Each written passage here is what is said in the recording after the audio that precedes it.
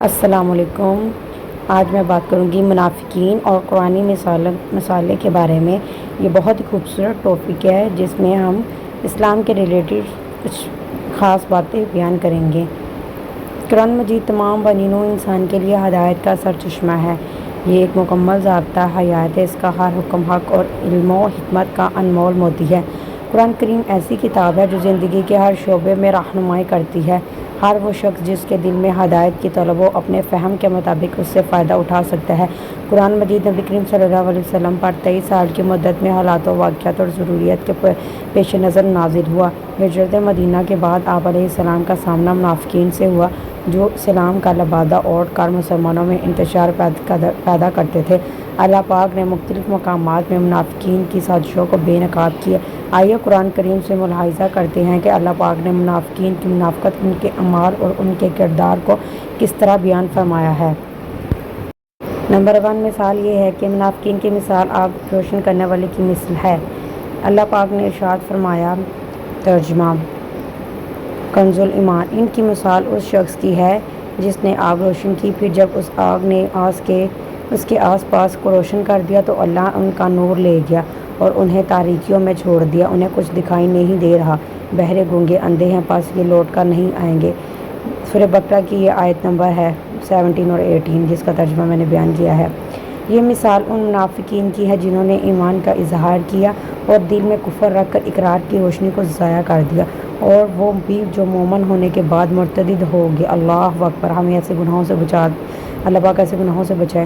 اور وہ بھی کہ جنہیں فطرت سلیمہ عطا ہوئی اور دلائل کی روشنی نے حق واضح کر دیا مگر انہوں نے فائدہ نہ اٹھایا۔ اللہ اکبر، اور گمراہی اختیار کی، اور جب وہ حق سننے، ماننے، کہنے اور راہ حق دیکھنے سے محروم ہوئے تو کان، آنکھ، زبان سب بیکار ہیں۔ نمبر 2 مثال یہ ہے کہ منافق آسمانی بجلی کی چمک میں حیران مسافر کی مثل ہیں۔ یہ آیت ہے۔ آئیے چلتے ہیں ہم اس کے ترجمے کی طرف۔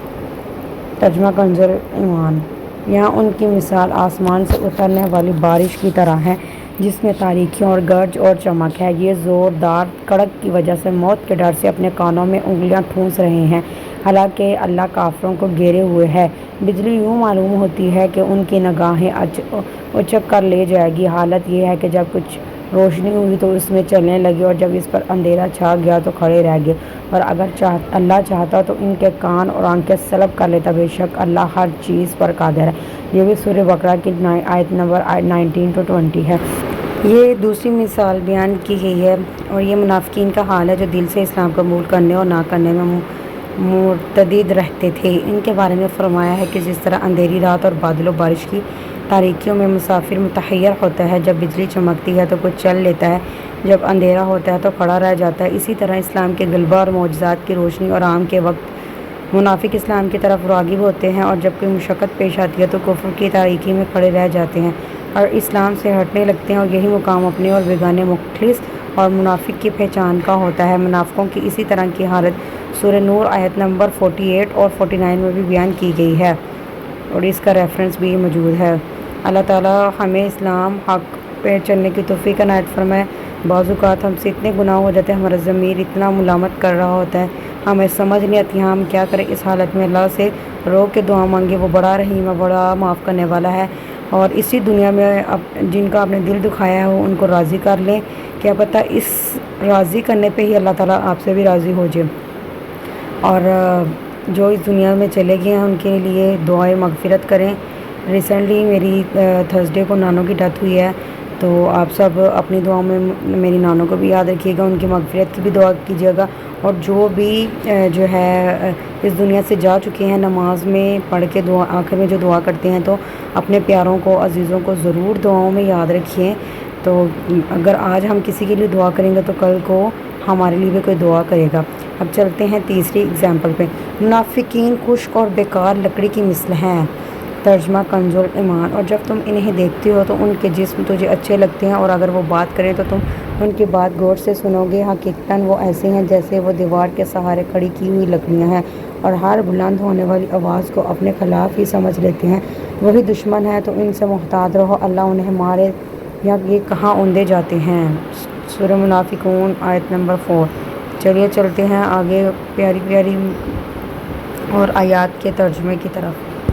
قرآن کریم نے منافقین کو خشبن مسنداتن سے تشبیہ دے کر ان کی لغویت کو عیاں کر دیا۔ خشب کا معنی لکڑی ہے، جبکہ مسندہ کا معنی جیسے دیوار کے ساتھ کھڑا کر دیا گیا ہو۔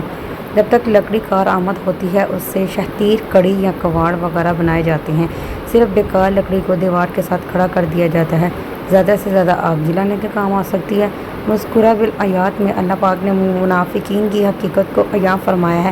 مختلف مثالوں سے، اور ان کے اعمال بھی کفار کے اعمال کی طرح بے وقت ہیں، کیونکہ جب کوئی منافق مرتا ہے تو ان کے ساتھ کافر والا معاملہ ہی پیش آتا ہے۔ اللہ اکبر۔ اللہ پاک ہمیں منافقوں جیسے اعمال سے بچنے اور قرآن کریم پڑھ کر عمل کرنے کی توفیق عنایت فرمائے، آمین، بجاہ نبی الامین صلی اللہ علیہ وآلہ وسلم۔ اللہ پاک ہم سب کے گناہوں کو معاف کرے، ہمیں نیک کام کرنے کی توفیق عطا فرمائے۔ ہمیں نہیں پتہ ہماری زندگی کتنی ہے، اور جتنی بھی گزرے اللہ تعالیٰ ہمیں نیک کاموں میں وقف کرنے کی توفیق عنایت فرمائے، اور ہمارے ذہن میں جو برے خیالات آتے ہیں وہ بھی ختم ہو جائے، اور ہم اپنی زندگی کو اسلام کے مطابق بہترین اور سادگی کے ساتھ گزارنے والے بنیں، آمین ثم آمین۔ اور آپ کو میری ویڈیو کیسی لگی ہے لائک سبسکرائب ضرور کیجیے گا، اور کمنٹ سیکشن میں مجھے پیارے پیارے کمنٹ بھی لازمی کیجیے گا کہ آپ سب نے اس ویڈیو سے کیا سیکھا۔ بہت ہی اللہ پاک ہمیں اچھے کام کرنے کی توفیق عنایت فرمائے۔ ملتے ہیں اسی طرح کی ایک نئی اور ویڈیو کی طرف۔ اوکے، جزاک اللہ، اللہ حافظ۔